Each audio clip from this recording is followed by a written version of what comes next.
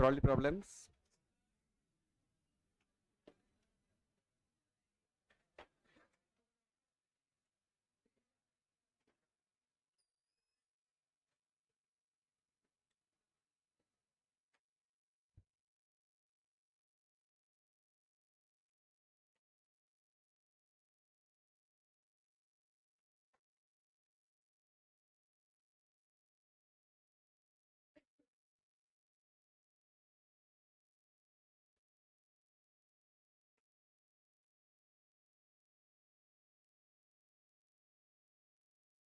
ये topic discuss हो रहा था आज। बेसिकली कुछ क्वेश्चंस आने वाले हैं, लगभग काम आप लोगों को ही करना है। मेरा अगर इतना ही रोल रहे कि मैं बस क्वेश्चन दे रहा हूँ तो बहुत अच्छा, अगर पूरा मुझे सॉल्व करना पड़ा तो गड़बड़ है। ठीक है ना? थोड़ा रिवाइज करके आए हो तो फटाफट देख लेते हैं जल्दी। ये एक पर्सन, एम मास, ट्रॉली, बड़ा एम मास, इनिशियली चल रहे थे वी नॉट से। ये इनिशियल सिचुएशन है, ठीक है। अब कहानी ये थी कि ये भाई साहब यहाँ से जंप करेंगे कुछ यू स्पीड से। अब ये जो यू है वो अलग अलग दिया जाता था। पहला केस क्या था, यू दिया गया आपको विथ रिस्पेक्ट टू ग्राउंड।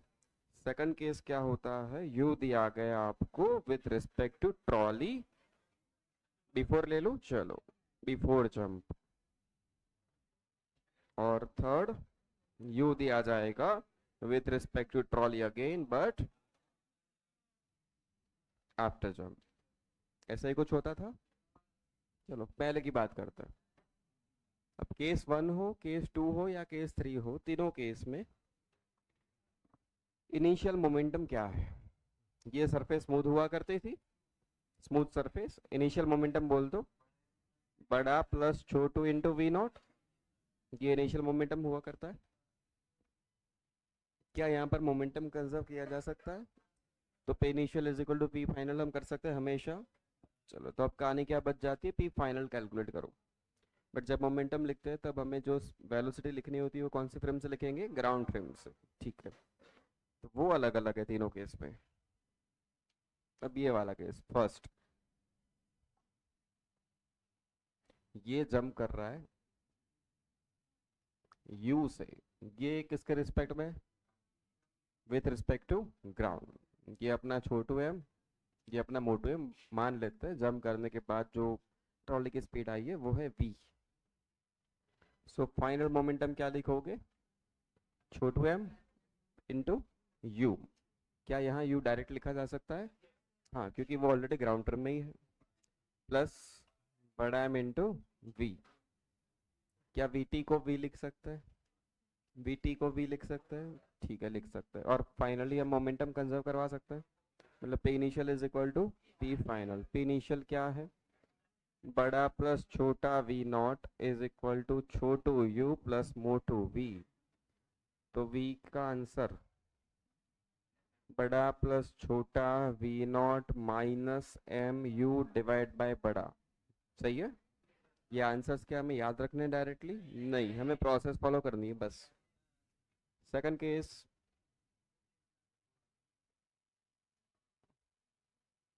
ये जंप कर रहा है यू से। ये यू दिया गया हमें with respect to trolley but condition क्या है, बिफोर जंप। ठीक है, इसकी स्पीड v बची है। ये अपना छोटू है, ये मोटू है। ठीक है, तो जब मैं फाइनल मोमेंटम लिखूंगा, mass of man, speed of man, mass of trolley, velocity of trolley, ये दोनों चीजें किस फ्रेम में लिखी जाएगी, ग्राउंड फ्रेम में। जो डेटा हमें पता है वो कौन सी फ्रेम में है, ट्रॉली से। Velocity of man with respect to trolley, velocity of man minus velocity of trolley. Velocity of man with respect to trolley क्या है, दिया गया है, यस। कितना है ये, यू। वेलोसिटी ऑफ मैन ये तो हमें चाहिए। वेलोसिटी ऑफ ट्रॉली कब, अच्छा बिफोर जंप, ट्रॉली की वेलोसिटी वी नॉट। तो वी एम क्या आ गया, तो यहाँ वी एम को क्या लिख दोगे, ये पी फाइनल है, छोटू एम इंटू वी एम आ गया, U plus V not plus बड़ा एम, ट्रॉली की स्पीड तो वी हो रही है फाइनली। अगेन क्या कर लो, P initial is equal to P final. Initial क्या है, बड़ा प्लस छोटा, we not is equal to छोटू एम यू, छोटू एम वी नॉट प्लस मोटू एम वी। इसको उठा के इधर लाओगे, छोटू एम वी नॉट और ये छोटू एम वी नॉट तो कैंसिल हो जाएगा।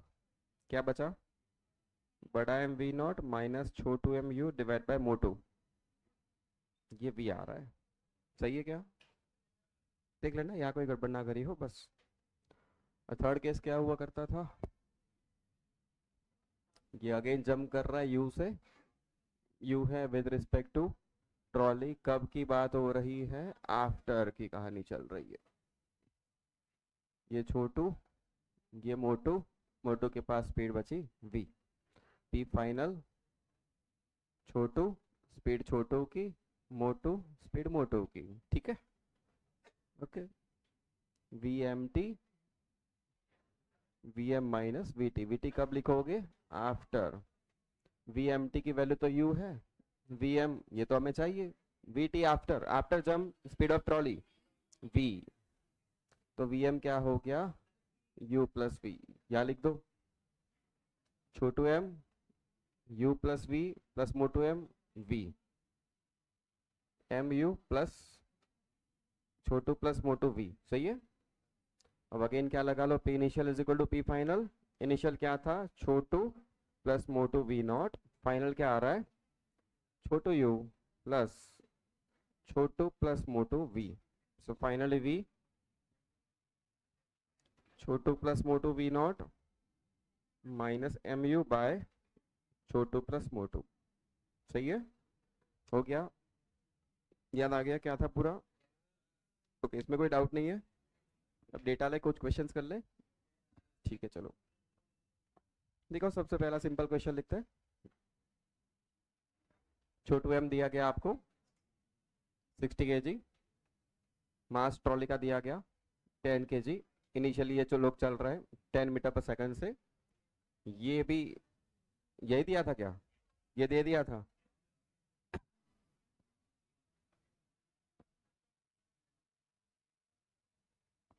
जंप कर रहा है यू से, यू की value 10 metre per second. Again तीनों केस, इक्वेशंस रटने नहीं है, आप लोग खुद इक्वेशन बनाओगे फिर आंसर तक पहुंचोगे।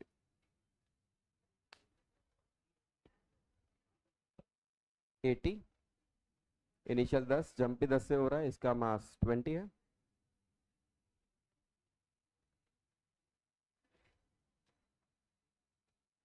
क्वेश्चन बेटा सब लोगों को दिया गया है तो सब लोग खुद ही सॉल्व करेंगे।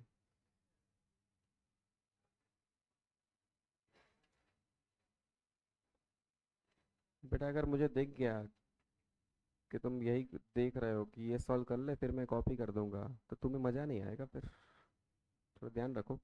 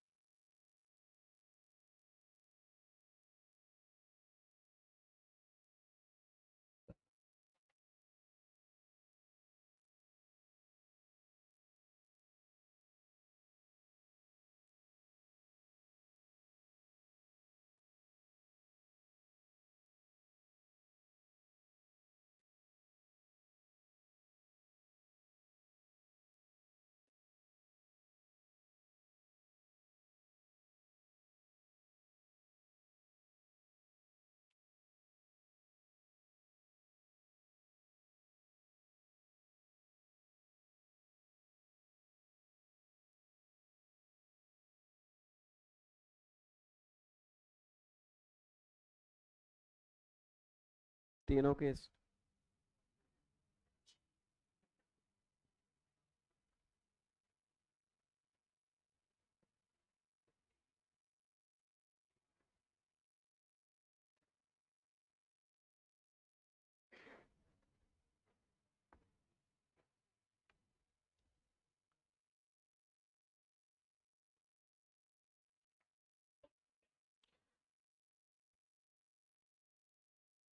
क्या कैलकुलेशन में मेरा रोल कुछ नहीं है, मेरा जो काम था वो मैंने कर दिया। ध्यान से कैलकुलेट करो, कोई गड़बड़ मत करना, साइन देखने, साइन ध्यान से देख के प्लेस करना, ठीक है। प्योर प्रैक्टिस चल रही है।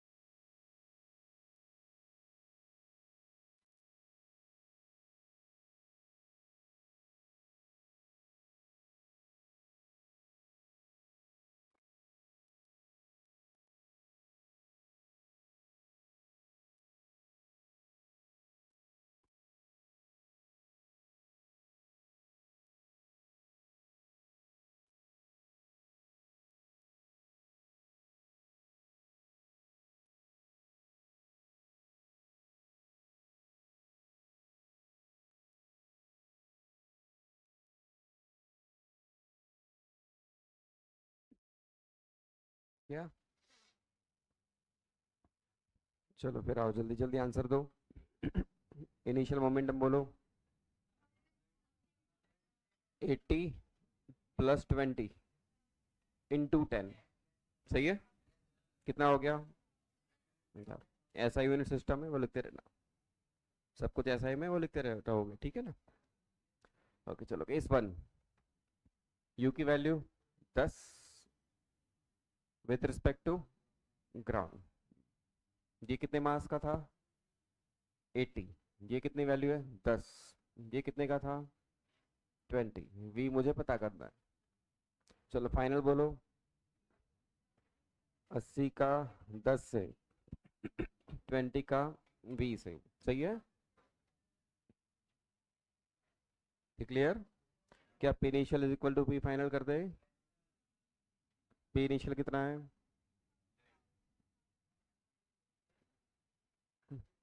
वी की वैल्यू क्या निकल के आ गई? 10। आ गया था आंसर, ठीक है फिर। Next, P final. ये कितने किलो का? 80। ये 20, तो 80 वी एम प्लस 20 वी। ये सही है क्या? ये सही है। अच्छा, इस वी एम के लिए कुछ और काम करना पड़ेगा। V M T, V M minus we t. ये वी टी कब? Before. V M T, V M t, u की वैल्यू 10।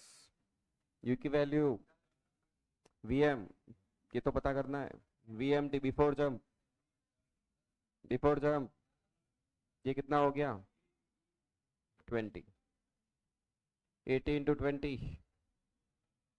प्लस 20 वी, ये अपना पी फाइनल हो गया है। P initial is equal to P final. P initial, P final, बोलो v की वैल्यू। चलो ठीक है, यहाँ पे आ जाते हैं। पी फाइनल मोटू एम कितने का था? 20। 20 into v, plus 80 into we m, सही है ना।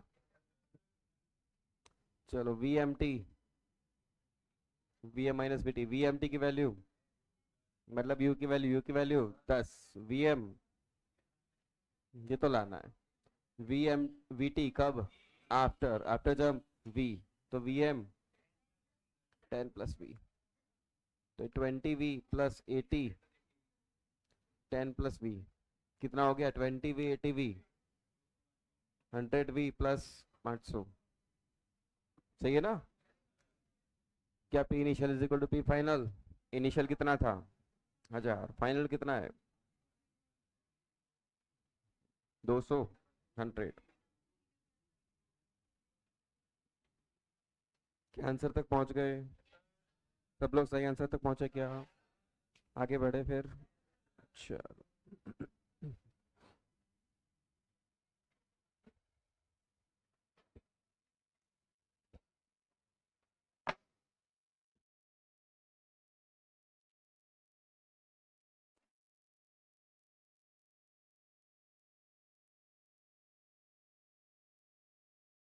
M1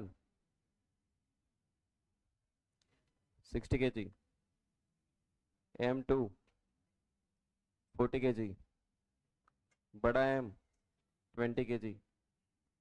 इनिशियली सिस्टम रेस्ट पे थी, इनिशियली सिस्टम रेस्ट पे थी, अब दो लोग आ गए, एक नहीं कितने लोग, दो लोग। ये सरफेस अगेन स्मूथ सरफेस, एक नहीं अब कितने लोग हैं, दो लोग। First M1 jumps from trolley, मैं सिंपली डेटा लिख रहा हूँ। First M1 jumps from trolley with speed u is equal to 10 metre per second with respect to trolley. After that, M2 jumps from trolley with speed, ये U1 ये U2, with speed U2 is equal to 20 meter per second with respect to ground. Find final speed of the trolley.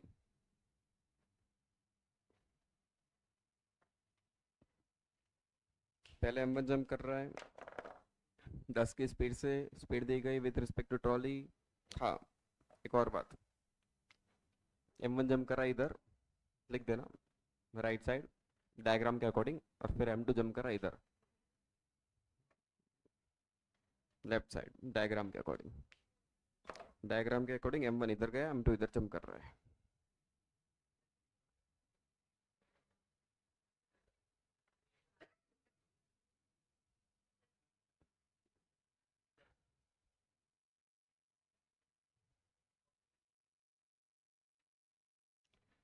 Discussion नहीं बेटा, खुद try करो।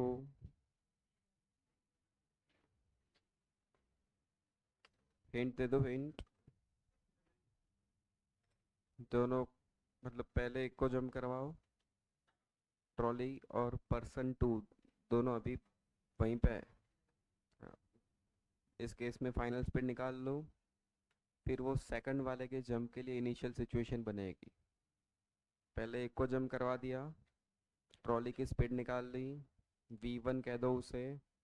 वहाँ सिर्फ trolley नहीं है, ट्रॉली के साथ कौन बैठा हुआ है, पर्सन टू, पर्सन टू बैठा है, ठीक है। वो अब इनिशियल सिचुएशन हो गई सेकंड वाले के जंप के लिए। तो क्वेश्चन को दो पार्ट में तोड़ दो, ट्राई करो चलो।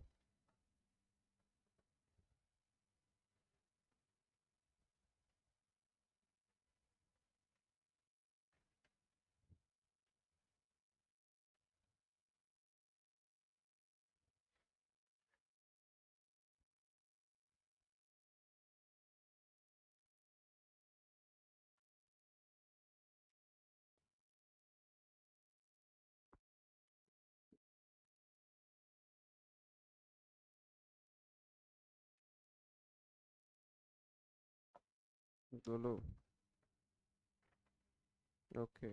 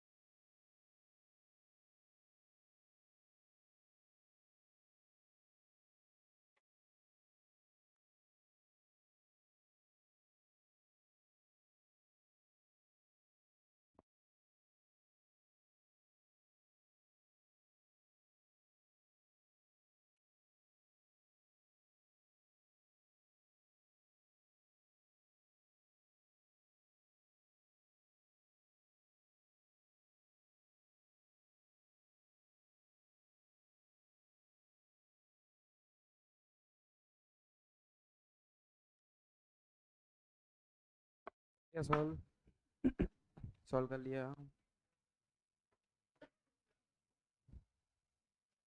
चलो इनिशियली सिस्टम तो रेस्ट पे थी। इनिशियल बोलो जल्दी जल्दी। अब मैं जो पूछ रहा हूँ वो आंसर देते जाओ बस। इनिशियल 0 है। चलो इसका पार्ट 1 करते हैं।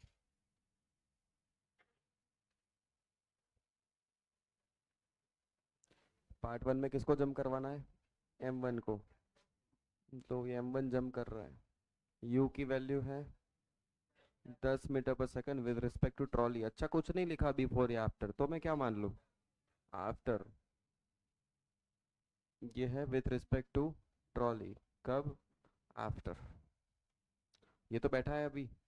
ये कितने का था? 60 kg का। ये कितने का है? 20 kg का। ये कितने किलो का? 40। मान लेते हैं इनकी स्पीड बची है V1। सही है। चलो V final.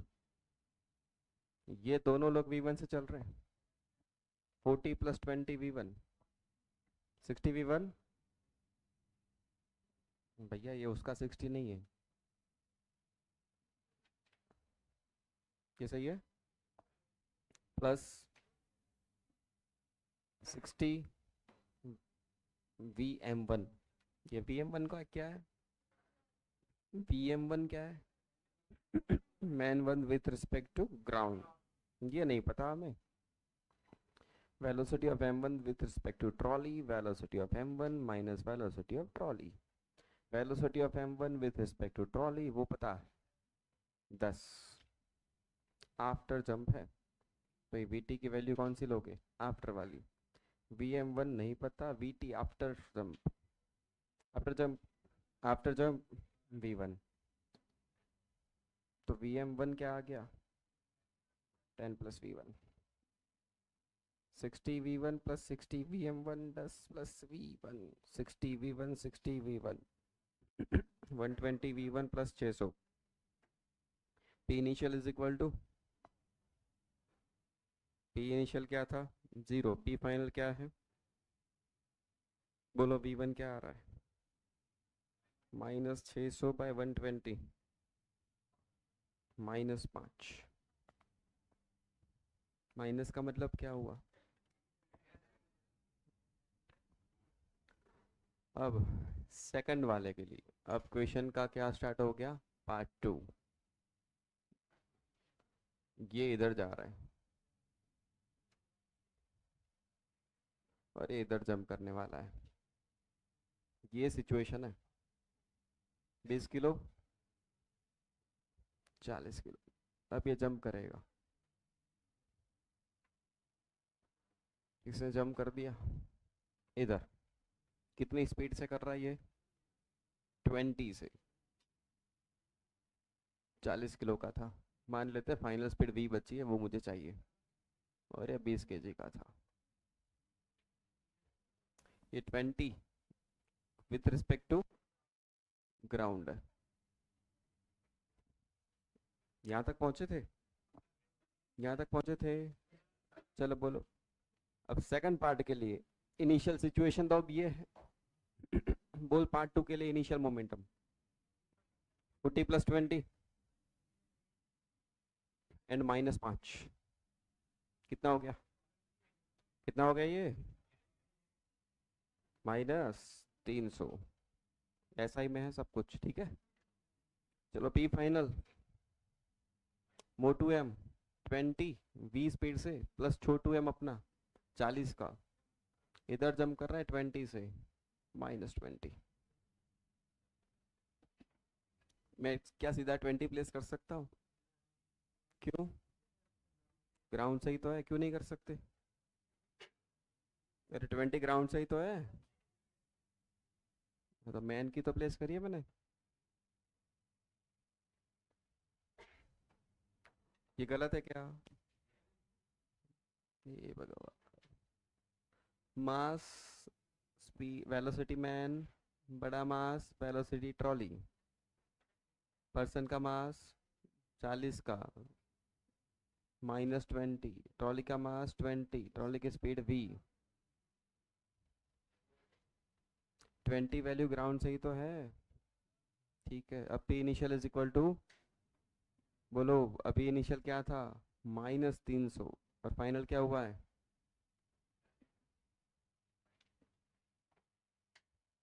Finally we.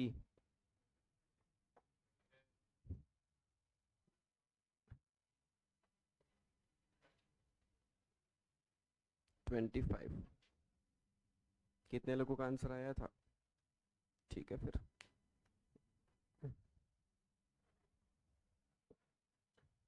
Check कर लेना एक बार और, कहीं बोर्ड पे साइन में कोई गड़बड़ ना हो, आपने खुद ने कोई गड़बड़ ना करी हो।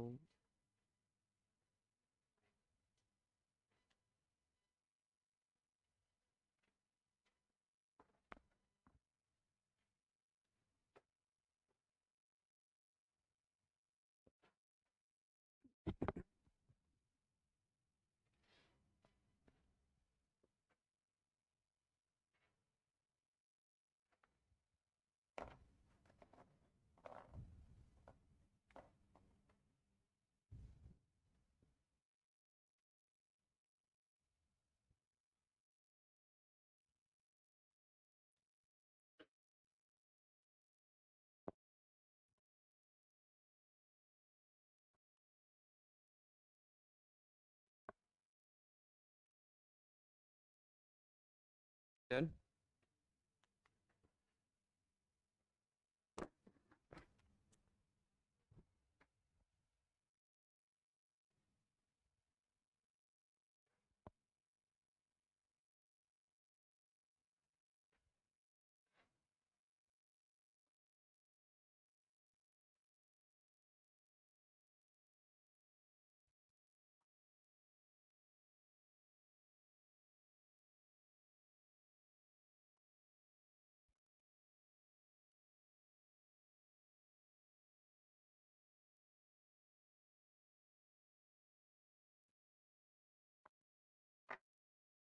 एक और करें।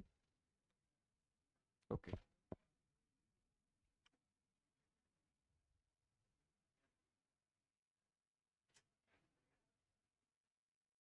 M1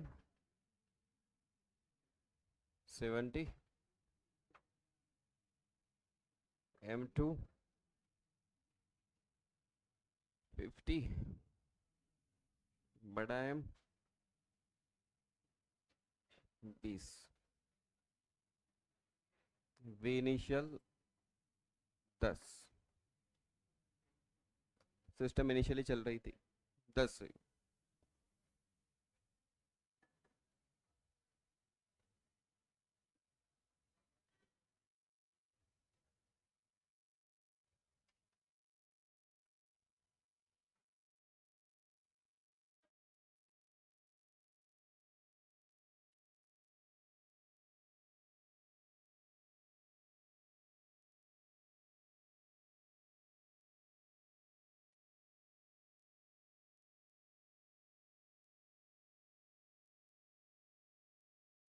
क्वेश्चन समझ गए शॉर्ट में क्या लिखा है?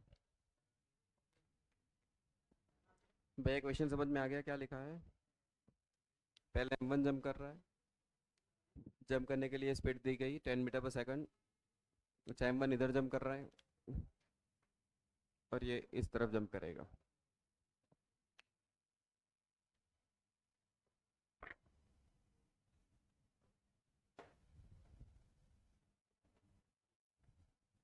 अभी आंसर आना चाहिए सही।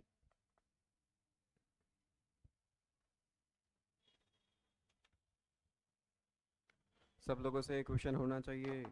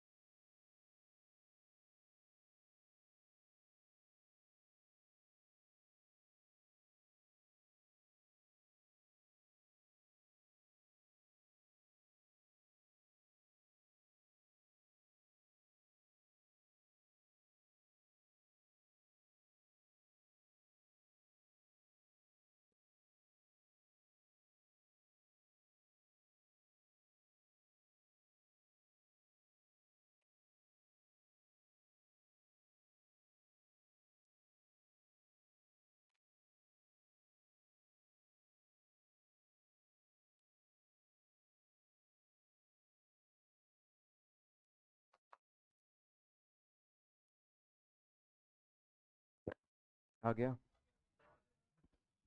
चलो आओ फिर, यहाँ बोल दो पे initial.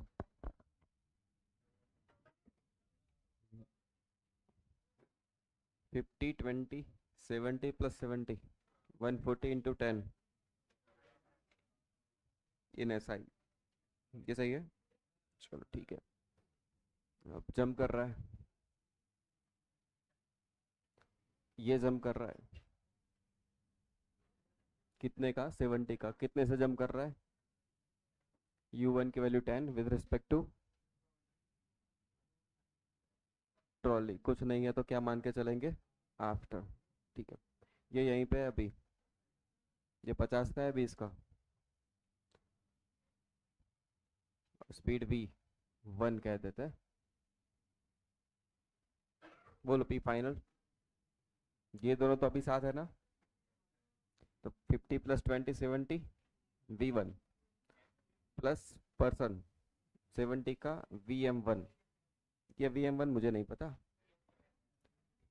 Velocity of m1 with respect to trolley, velocity of m1 minus velocity trolley, velocity of m1 with respect to trolley. बस इधर है vm1, ये तो चाहिए। वेलोसिटी ऑफ ट्रॉली कब? आफ्टर। आफ्टर मतलब v1, ये इधर आ गया।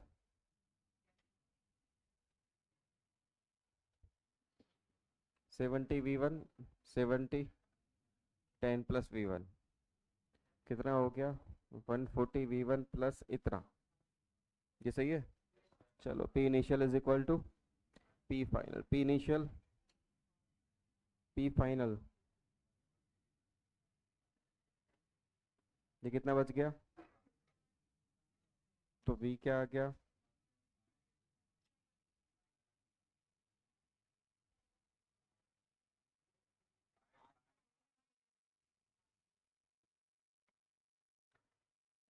ये v1 सॉरी।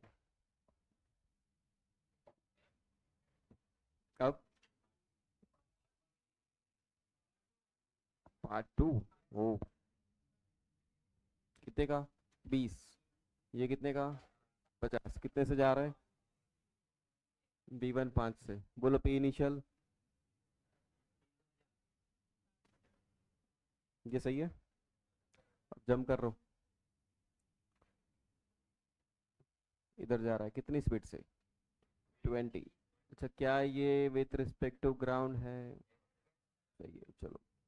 ये कितने किलो का? 50। ये कितने का? 20। कितने से जा रहा है? वी से। वी मुझे नहीं पता, बोलो P final. 50 into 20 plus 20 into V. ये सही लिखा है? क्या गड़बड़? माइनस लिख दूँ? -1000 प्लस 20 वी। क्या P initial is equal to P final कर दे? 350 -1000 प्लस 20 वी। v1 नहीं वी। तो वी कितना हो गया? 1350/20। तो ये आंसर है।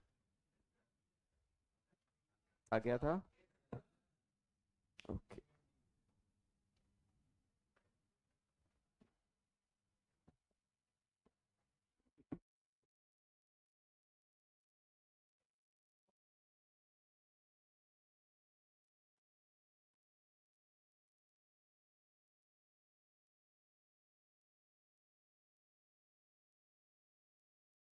एक आध लास्ट कर ले क्या? एक लास्ट क्वेश्चन कर लिया जाए। बहुत हो गए नहीं? कर लोगे अब ऐसे क्वेश्चंस? एक कर लो, चलो लास्ट। ये क्या होता है? स्मूथ m1 60 का ले लेते हैं। m2 50 का। मास 10। v0 10। बहुत शॉर्ट में लिख रहा हूँ। m1 जंप कर रहा है u1 से इधर। Speed 20 metre per second with respect to trolley.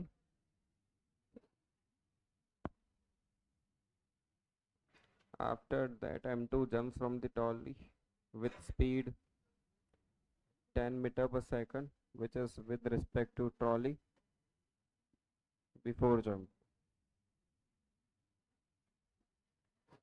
Find final speed of the trolley.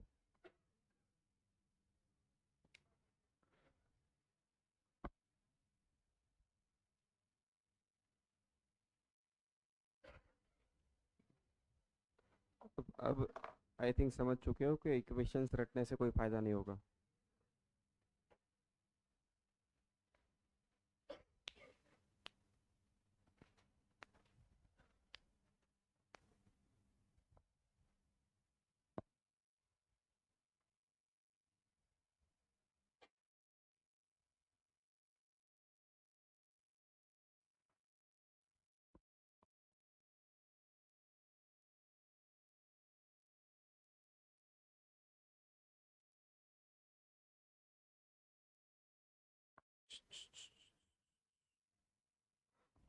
पाँच मिनट का टाइम है, सब लोग खुद कैलकुलेट करेंगे. अगर कुछ भी नहीं कर रहे बेटा, यहाँ से मुझे तो यही देखना चाहिए कि तुम काम कर रहे हो.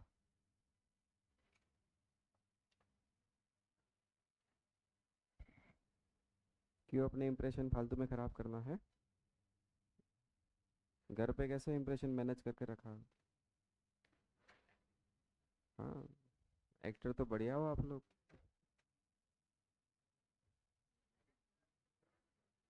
बस वो उस पर डिस्कशन बाद में करेंगे, पहले ये कर लो.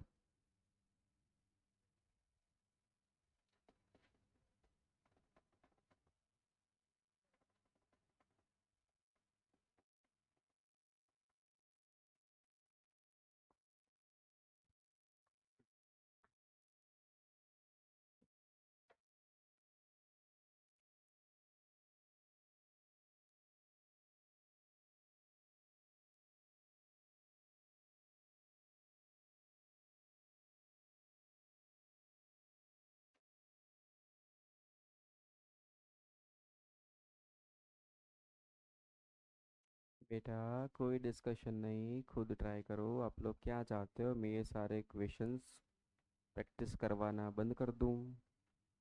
आपकी मर्जी, बोलो. तो टॉपिक टॉपिक टॉपिक चलता रहेगा, सिलेबस बहुत जल्दी ख़त्म हो जाएगा.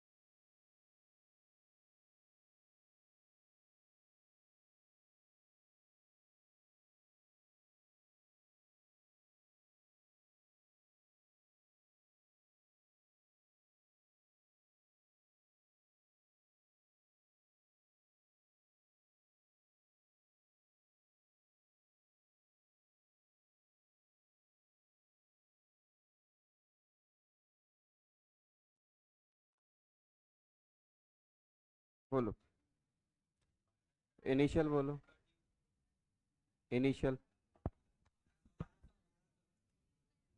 1200 आ रहा है। चलो, ये M2 है 50 का, ये 10 मान लेते, जम के बाद V1, ये जम कर रहा है इधर कितने से, 20 विद रिस्पेक्ट टू ट्रॉली। ये कितने का था, 60 का। U की value 20, U1 with respect to trolley. कुछ नहीं लिखा, आफ्टर मान के चलेंगे। P फाइनल 10 + 50 60 V1 प्लस ये भी 60 का VM1। अब VM1T is equal to VM1 minus VT, VM1T minus 20, VM1 VT, VT velocity of trolley after V1 मान ले, तो VM1 माइनस 20 प्लस V1, यहाँ आ जाएगा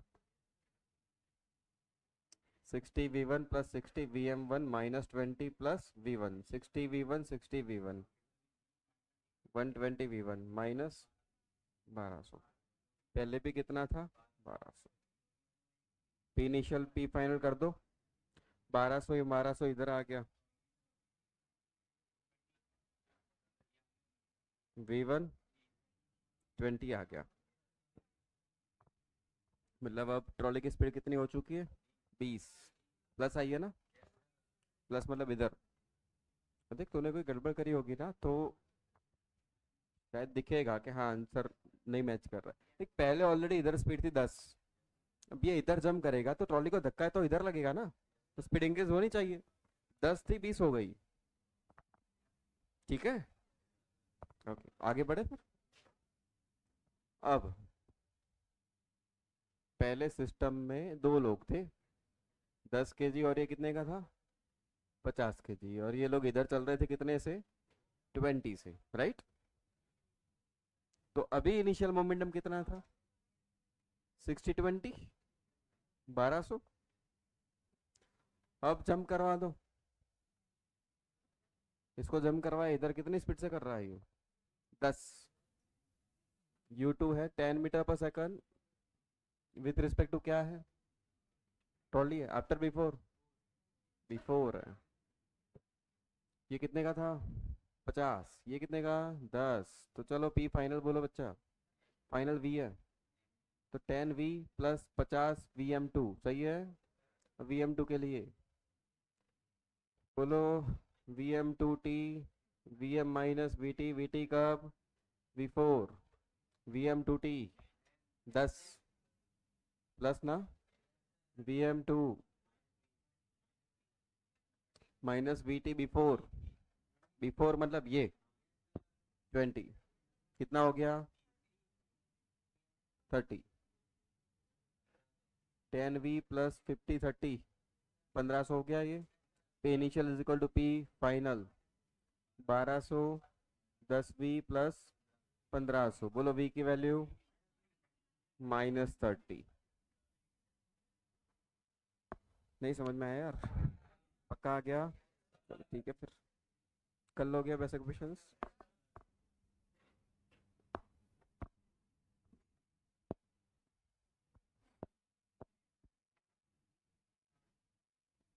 नेक्स्ट लिखो,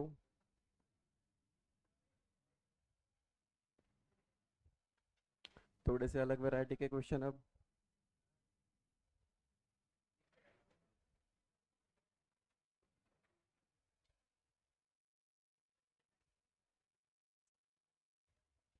स्प्रिंग सिस्टम, या तो लिख दो स्प्रिंग ब्लॉक सिस्टम,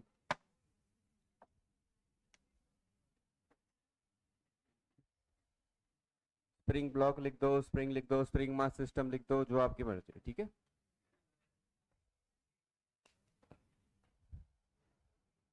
स्प्रिंग के लिए हम लोग कुछ चीजें पढ़ के आए हैं। स्प्रिंग को अगर एक्स डिस्टेंस से आप एक्सपांड कर दो या कंप्रेस कर दो, स्प्रिंग में एक फोर्स आता है, फोर्स की वैल्यू होती है kx स्प्रिंग में एक पोटेंशियल एनर्जी भी स्टोर होती है, वो वैल्यू होती है 1/2 के एक स्क्वायर। फिर हमने कुछ और चीज़ें सीखी है कि अगर नेचुरल लेंथ से किसी एक ब्लॉक को बाहर डिस्प्लेस करवा दे x डिस्टेंस से और फिर उसे छोड़ दे, सरफेस अगर स्मूथ है तो x बाहर जा रहा है तो फिर वापस x कंप्रेस भी होगा x, और वो ऑसिलेट होता रहेगा। x बाहर तो x अंदर तक भी आएगा।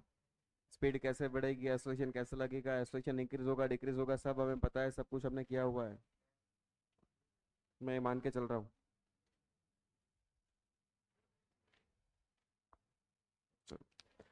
अच्छा, पहले थोड़ा ओवरव्यू दे देता हूँ।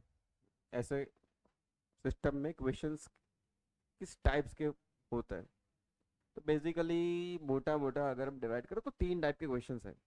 3 तरह के क्वेश्चन आपको मिल जाएंगे। पहला क्वेश्चन होगा जिसमें आपको दिखेगा सेंटर ऑफ मास रेस्ट पे है, सेंटर ऑफ मास रेस्ट पे। सेकंड टाइप के क्वेश्चंस जो होंगे जिसमें सेंटर ऑफ मास चल रहा होगा,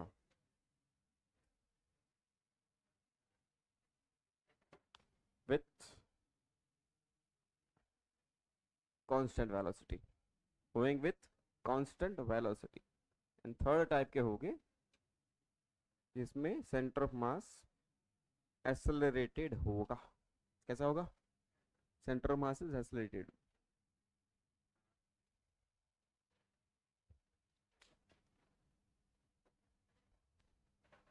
सेंटर ऑफ मास रेस्ट पे, center of mass is moving with constant velocity, and third one is center of mass is accelerated.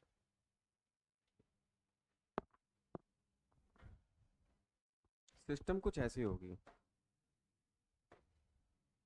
Block spring से कनेक्टेड एक और ब्लॉक M1 M2, ऐसे कुछ सिस्टम के क्वेश्चंस 3 टाइप के बनेंगे।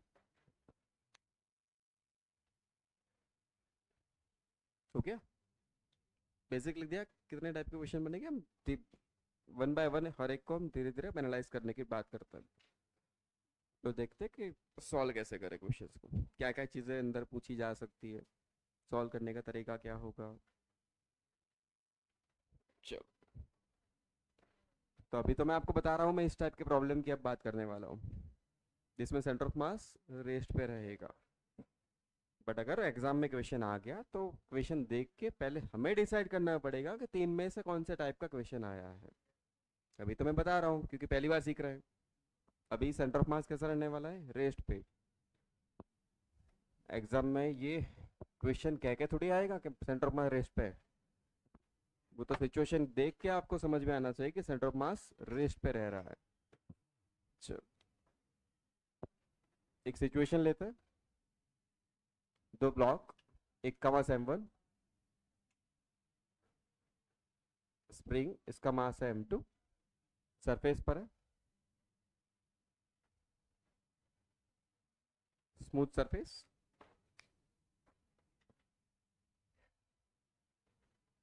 Smooth surface. अच्छा, स्प्रिंग अपने नेचुरल लेंथ पर नहीं है, स्प्रिंग को हमने कंप्रेस करके रखा हुआ है। मान लो ये L0 माइनस X0 है। ऐसा अज्यूम कर लो कि आपने एक स्ट्रिंग से इसको बांध के रखा है, दोनों ब्लॉक्स को किसी स्ट्रिंग की हेल्प से आपने हेल्प लेके बांध दिया है। स्प्रिंग नेचुरल लेंथ पे नहीं है, स्प्रिंग की नेचुरल लेंथ थी L0। दोनों ब्लॉक्स ऐसे करके स्प्रिंग को कंप्रेस कर दिया है। कितने डिस्टेंस से स्प्रिंग कंप्रेस्ड है? X0 से। ठीक है, और आपने बांध दिया दोनों को स्ट्रिंग की हेल्प से। अच्छा, जैसे ही मैं स्ट्रिंग को कट कर दूं क्या होगा? स्मूथ सरफेस है, कोई फ्रिक्शन है ही नहीं। क्या दोनों ब्लॉक्स भागेंगे बाहर? दोनों भागेंगे कि एक भागेगा? दोनों, बिकॉज स्प्रिंग कंप्रेस्ड है। अगर स्प्रिंग में कंप्रेशन है X0 तो स्प्रिंग फोर्स कितना होगा? KX0। स्प्रिंग फोर्स की डायरेक्शन कहाँ होगी? क्या दोनों एंड्स पे ऐसे बाहर? तो इस एंड पर एक मास है M1, उस M1 मास पे फोर्स कहाँ लगेगा? बाहर। और इस M2 मास पे फोर्स कहाँ लगेगा? बाहर। कोई फ्रिक्शन तो है नहीं, तो दोनों ब्लॉक सीधा चलना स्टार्ट कर देंगे। फोर्स आया मतलब एक्सेलरेशन आया है। एक्सेलरेशन के कारण दोनों ब्लॉक्स अब चलना स्टार्ट करेंगे। दोनों की इनिशियल वेलोसिटी तो जीरो थी, अब क्योंकि स्प्रिंग ने फोर्स लगाया, एक्सेलरेशन आया, दोनों की स्पीड अब बढ़ना स्टार्ट हो जाएगी। बट जैसे जैसे दोनों ब्लॉक्स दूर चलते जाएंगे, स्प्रिंग फोर्स क्या कम होता जाएगा? क्यों? स्प्रिंग अपनी नेचुरल लेंथ की तरफ जा रही है, तो स्प्रिंग में जो एक्सपांशन था उसकी वैल्यू धीरे धीरे कम हो रही है, तो स्प्रिंग फोर्स की वैल्यू कम हो रही है, बट उसकी डायरेक्शन चेंज, अभी भी डायरेक्शन तो बाहर ही है। स्प्रिंग अभी अपनी नेचुरल लेंथ पे नहीं पहुंची, तब तक फोर्स की डायरेक्शन कहाँ होगी? बाहर। बट क्योंकि स्प्रिंग में जो कंप्रेशन था वो कम हो रहा है, तो फोर्स क्या होता है? की एक्स। अगर एक्स की वैल्यू कम हो रही है तो फोर्स की वैल्यू भी, तो दोनों ब्लॉक्स पे जो एक्सेलरेशन लग रहा था उसकी भी वैल्यू, बट एक्सेलरेशन तो है, एक्सेलरेशन की वैल्यू कम हो रही है, एक्सेलरेशन जीरो नहीं हुआ है। वेलोसिटी कहाँ थी ब्लॉक की? इधर। एक्सेलरेशन भी कहाँ लग रहा है? इधर। इस ब्लॉक की बात करें तो स्पीड, वेलोसिटी कहाँ थी? बाहर। एक्सेलरेशन भी कहाँ आ रहा है? बाहर। वेलोसिटी की डायरेक्शन में ही एक्सेलरेशन हो तो ऐसे एक्सेलरेशन से स्पीड, तो दोनों ब्लॉक की स्पीड बढ़ती जाएगी जब तक स्प्रिंग नेचुरल लेंथ पे ना पहुंच जाए तब तक। ऐसा मैं क्यों बोल रहा हूँ समझते हैं। दोनों आए बाहर यहां से और यहां पहुंच गए,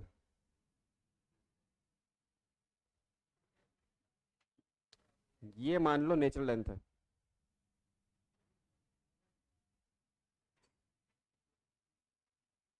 ये नेचुरल लेंथ पे पहुंच गए, स्पीड बढ़ती गई बढ़ती गई बढ़ती गई बढ़ती गई, कहां पहुंच गए? नेचुरल लेंथ पर। कहां पहुंच गए दोनों? ऐसी पोजीशन पर जब स्प्रिंग अपनी नेचुरल लेंथ पे आ गई है। अब क्या दोनों ब्लॉक रुक जाएंगे? मास है, स्पीड है, मोमेंटम है, इसके पास भी मास है, स्पीड है, मोमेंटम है, रुकना पॉसिबल नहीं है। दोनों क्या अब और आगे भागेंगे? जैसे ही दोनों नेचुरल लेंथ से, ये भी आगे भागा, ये भी आगे भागा है, अब स्प्रिंग एक्सपांड हो रही है, तो क्या स्प्रिंग फोर्स अपना नेचर बदल देगा? स्प्रिंग तो चाहती है मैं नेचुरल लेंथ पर हूं यार। दोनों ब्लॉक्स अगर नेचुरल लेंथ से दूर भाग रहे हैं तो स्प्रिंग फोर्स कहाँ लगेगा? अंदर। इस ब्लॉक पे फोर्स कहाँ लग रहा है? अंदर। ब्लॉक कहाँ जा रहा था? बाहर। एक्सेलरेशन कहाँ आया? अंदर। वेलोसिटी कहाँ है? बाहर। क्या स्पीड बढ़ेगी? कम होगी। तो क्या अब इसकी भी स्पीड कम होना स्टार्ट हो गई? इस वाले की भी स्पीड कम होना स्टार्ट हो गई, तो धीरे धीरे स्पीड कम होते होते कहीं पे स्पीड जीरो हो जाएगी। जीरो होने के बाद क्योंकि स्प्रिंग एक्सपांडेड थी तो स्प्रिंग वापस, तो क्या है दोनों ब्लॉक ऑसिलेट होते रहेंगे।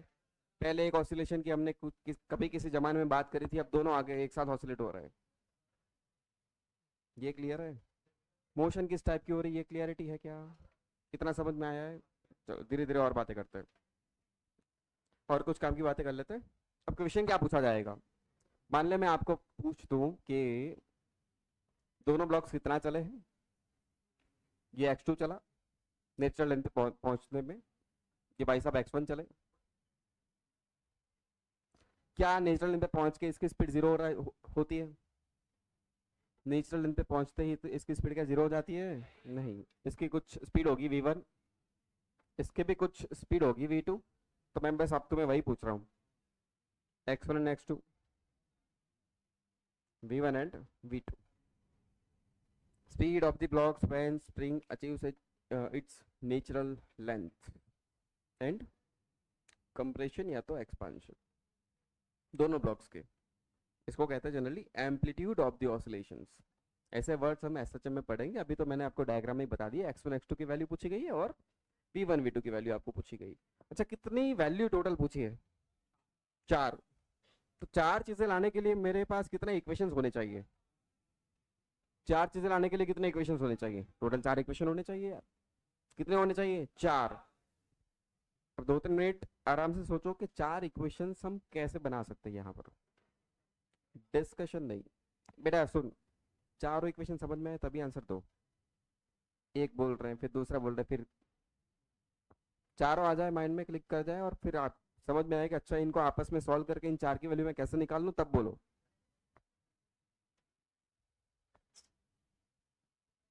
इसका मतलब ये हुआ सर कि हमें नहीं कुछ बोलना, और कुछ नहीं बोलना है, चार तो नहीं बनेंगे।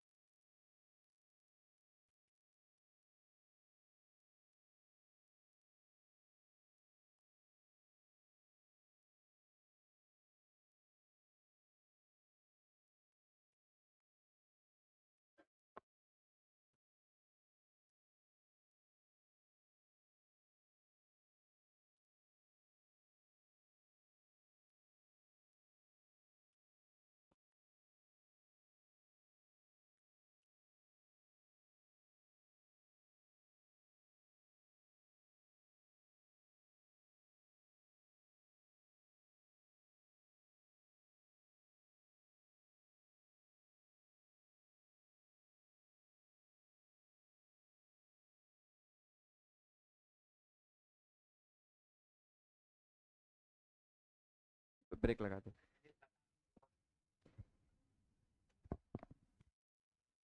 चलो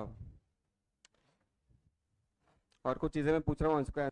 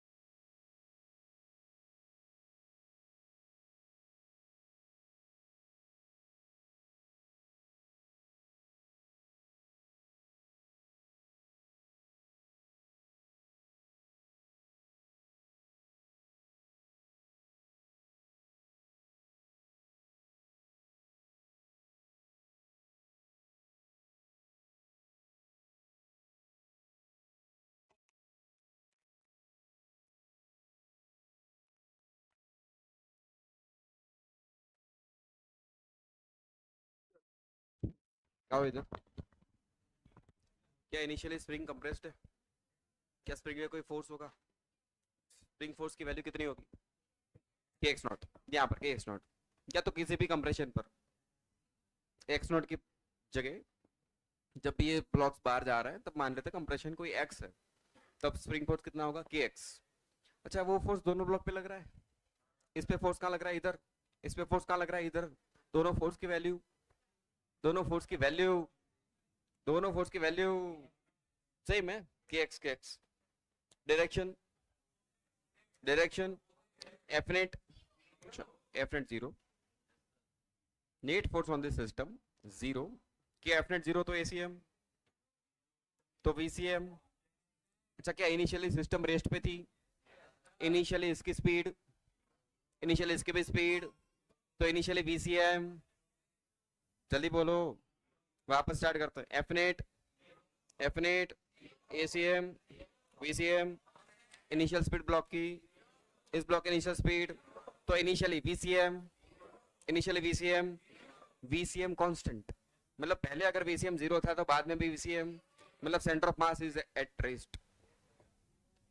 अब ये केस वन है, सेंटर ऑफ मास कहां पर है? रेस्ट पे। ये क्लैरिटी। अब ये सेंटर ऑफ मास रेस्ट का सवाल कैसे बना वो समझ में आया पहले? चलो ठीक है। वीसीएम कांस्टेंट, वीसीएम पहले क्या था? जीरो, मतलब सेंटर ऑफ मास रेस्ट पे है, सेंटर ऑफ मास रेस्ट पे है, ठीक है। तो भाई एफ नेट जीरो था, यहां से सिचुएशन को एनालाइज करते हमें ये समझ में आया कि सेंटर ऑफ मास रेस्ट पे है। अच्छा एफ नेट जीरो है तो क्या मोमेंटम भी कंजर्व करवाया जा सकता है? तो क्या ये भी लिख सकते हो P initial is equal to P final? ये भी सही है। और कोई फ्रिक्शन है क्या? कोई फ्रिक्शन, कोई फ्रिक्शन? क्या स्प्रिंग इनिशियली कंप्रेस थी? मतलब क्या स्प्रिंग के पास एनर्जी थी? ब्लॉक्स बाहर जा रहे हैं, क्या स्प्रिंग की एनर्जी ब्लॉक के पास जा रही है? मतलब एनर्जी एक में से दूसरे में ट्रांसफर हो रही है। अच्छा कोई फ्रिक्शन, तो क्या मैं यहाँ पर एनर्जी कंजर्वेशन भी लगा सकता हूँ? मैकेनिकल एनर्जी कंजर्वेशन, इनिशियल, ई फाइनल, तो 3 इक्वेशन तो यहाँ से बनेंगे। क्या क्या चीजें एप्लीकेबल है वो समझाया मैंने अभी। यहाँ सेंटर ऑफ मास रेस्ट पे है, momentum conserve, total mechanical energy भी कंजर्व। 3 इक्वेशंस तो बन जाएंगे यहीं से। बट मुझे कितने इक्वेशंस चाहिए थे यार, चौथा कहाँ है? चौथा ऑलरेडी यहाँ पर प्रेजेंट है। स्प्रिंग कंप्रेस्ड थी, कितने डिस्टेंस से, मतलब नेचुरल लाइन से ये ब्लॉक x1 दूर था और ये वाला ब्लॉक x2 दूर था, तो क्या मैं ये कह सकता हूँ x1 plus x2 is equal to x0, x1 plus x2 is equal to, तो एक इक्वेशन तो डायग्राम से बन गया। डायग्राम को देख के ही पहला इक्वेशन बन गया, x0 is equal to x1 plus x2, equation 1। और 3 इक्वेशन में यहाँ से बनाऊंगा। दूसरा इक्वेशन यहाँ से बनाने की ट्राई करते हैं। सेंटर ऑफ मास रेस्ट पे, तो प्लैंक वाला इक्वेशन याद है, सेंटर ऑफ मास अगर रेस्ट पे तो आगे इज इक्वल टू पीछे, m1 चला x1 से आगे, m2 चला x2 से, m1 x1 is equal to second equation. अच्छा, मैं इन दोनों से ही x1 x2 निकाल सकता हूँ, सिर्फ इन दोनों से ही x1 x2 तो आ जाएंगे। ये तो दिया गया है तुम्हें, ये पता है, ये पता है, ये पता है, ये पता है, इतना तो डेटा दिया गया था। और ये भी है spring constant k, spring constant is k। अगर इन दोनों से मुझे सॉल्व करना है तो इक्वेशन 2 से x1 क्या लिखोगे, m2 बाय m1 x2, इसको उठा के यहाँ प्लेस कर दो, x0 is equal to x1 की जगह m2 bye m1 x2 plus x2, क्या x2 में बाहर ले लूं, तो सही है। तो x2 क्या आ गया, m1 bye m1 plus m2 x0।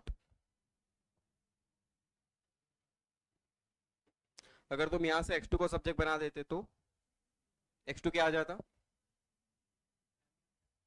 m1 bye m2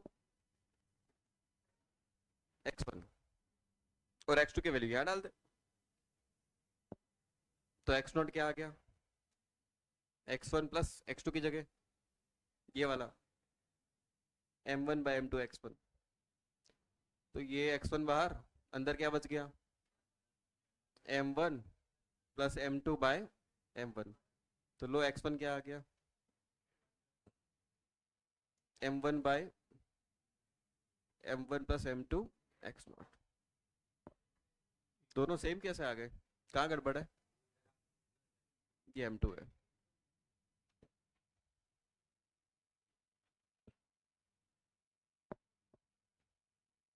सही है, 1 2 में कोई गड़बड़ तो नहीं है, देख लो। अरे 1 2 में कोई गड़बड़ नहीं है ना, आगे चले, चलो इतना हो गया, इसको हमने यूज कर लिया। अब ये दोनों बचे, P initial is equal to P final, बोलो P initial, P initial. Initial तो ये दोनों स्ट्रिंग से कनेक्टेड थे, मतलब इनिशियली दोनों ब्लॉक्स रेस्ट पे थे, इनिशियली स्प्रिंग से कनेक्टेड मतलब इनिशियली दोनों ब्लॉक्स रेस्ट पे थे, तो सिस्टम का टोटल मोमेंटम 0 रहा। Finally final momentum m1 minus v1, minus क्यों लिख दिया मैंने रे, माइनस, ठीक है, प्लस,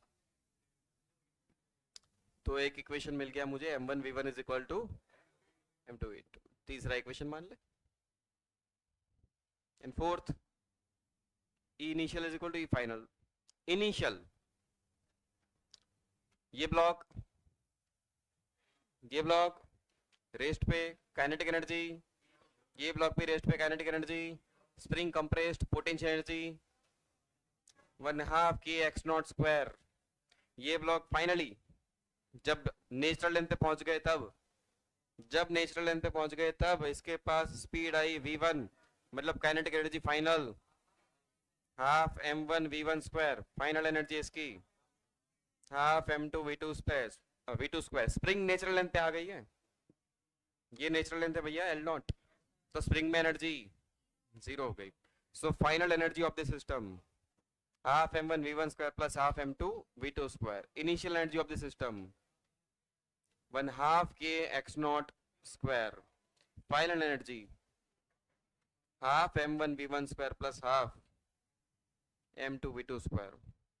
हाफ हाफ हाफ गायब. एक और इक्वेशन बन गया k x not square m1 v1 square plus m2 v2 square. ये अपना इक्वेशन नंबर 4. कोई नहीं, 3 में से v1 को सब्जेक्ट बना लो. इक्वेशन 3 v1 क्या बन जाएगा? m2 bye m1 v2. इसको प्लेस कर लो कहां पर? Equation 4. k x not square is equal to m1 v1 square m2 square by m1 square v2 square plus v2 square. ये एक m1 बच गया. क्या बचा? m2 square by m1 plus 1 कर दूं v2 स्क्वायर किसके बराबर? k x not square. क्या यहाँ से आप v2 निकाल लोगे? क्या इसी तरह v1 भी मिल जाएगा? चार चीजें पूछी थी, चारों आ गई. इक्वेशन याद रखने से कोई फायदा? प्रोसेस को फॉलो करो यार. कर लोगे ना वो तो इक्वेशन.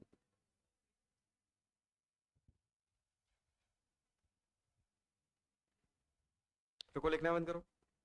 कंसेप्ट क्या रहा? हमने देखा कि साला दोनों ब्लॉक पे फोर्स लग रहा है. दोनों ब्लॉक पे जो फोर्स लगा है वो स्प्रिंग लगा रही है. स्प्रिंग दोनों ब्लॉक्स पे इक्वल फोर्स लगाएगी. इनिशियली कोई सिस्टम नहीं चल रही थी. सिस्टम रेस्ट पे थी, मतलब सेंटर ऑफ मास पहले रेस्ट पे था. ब्लॉक 1 की स्पीड 0 थी, ब्लॉक 2 की स्पीड 0 थी, तो सेंटर ऑफ मास की स्पीड भी 0 थी. पहले सेंटर ऑफ मास रेस्ट पे था. फोर्स लगा इधर, फोर्स लगा इधर, इक्वल वैल्यू के ऑपोजिट डायरेक्शन के. एफ नेट वापस क्या हो गया? 0. एफ नेट 0 तो VCM constant. Velocity centre of mass की पहले 0 थी तो बाद में भी, मतलब सेंटर ऑफ मास रेस्ट पे रहा है. सेंटर ऑफ मास रेस्ट पे रहता है तब हम ये इक्वेशन लिखते हैं आगे पीछे. तो एक इक्वेशन यहाँ से बनाए सेंटर ऑफ मास रेस्ट पे. ये याद आया प्लैंक वाले क्वेश्चंस. एक और इक्वेशन डायग्राम से बन गया कि जब हम नेचुरल लेंथ पे पहुंचेंगे तो ब्लॉक 1 x1 चला है, ब्लॉक 2 x2 चला है, तो x1 प्लस x2 की वैल्यू कितनी हो जाएगी? x नॉट के बराबर. इन दोनों को आपस में ही सॉल्व करके हमने दो वैल्यू निकाल दी, x1 और x2. फिर बची बात v1 v2 की. जब ये दोनों नेचुरल लेंथ पे पहुंचेंगे तब दोनों के पास कुछ स्पीड होगी. ब्लॉक 1 के पास v1, ब्लॉक 2 के पास v2. ये यहाँ नहीं रुकेंगे वो हमें पता है. ये दोनों आगे जाएंगे, जितना कंप्रेस हुए थे उतना ही वापस एक्सपांड हो गए, फिर वापस आएंगे, ऑसिलेट करेंगे, चलता रहेगा. इसमें और भी क्वेश्चंस पूछे जा सकते हैं, वो एसएचएम जब पढ़ेंगे तब पूछेंगे. अभी तो यहां तक खेल रहे हैं हम. ठीक है. फिर हमने देखा कि यार एफ नेट तो 0 है. एफ नेट 0 मतलब टोटल मोमेंटम कंजर्वेशन लगाया जा सकता है. मतलब total momentum of the system initial is equal to total moment of the system final. P initial is equal to P final कर सकते हैं. इनिशियल मोमेंटम लिख दिया 0, फाइनल मोमेंटम लिख दिया माइनस m1v1 प्लस m2v2, मतलब m1v1 is equal to m2v2. एक और इक्वेशन मिल गया. फिर देखा कि साला कोई फ्रिक्शन फ्रिक्शन नहीं है, सरफेस स्मूथ है, तो कोई एनर्जी का लॉस नहीं हो रहा है. सारे फोर्सेस कंजर्वेटिव फोर्स है. कंजर्वेटिव फोर्स के केस में इनिशियल इज इक्वल टू क्या लिख सकते हो? ई फाइनल. इनिशियली सिस्टम की एनर्जी स्प्रिंग के पास थी, फाइनली वो पूरी एनर्जी किस में चली गई? दोनों ब्लॉक्स काइनेटिक एनर्जी में.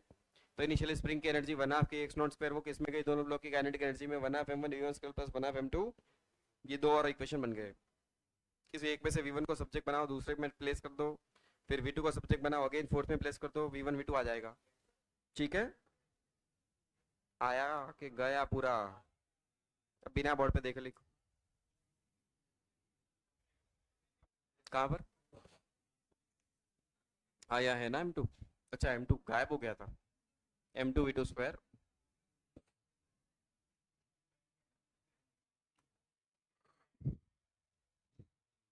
v2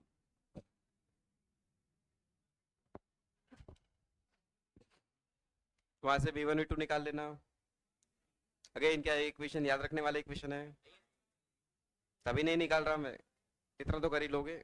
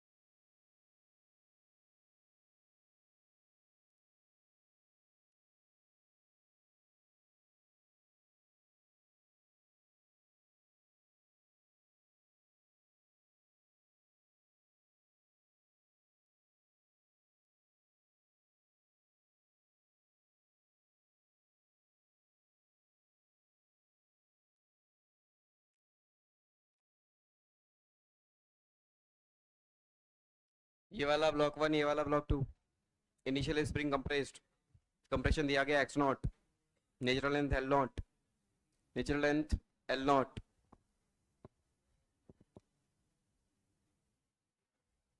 रिलीज कर दो दोनों को।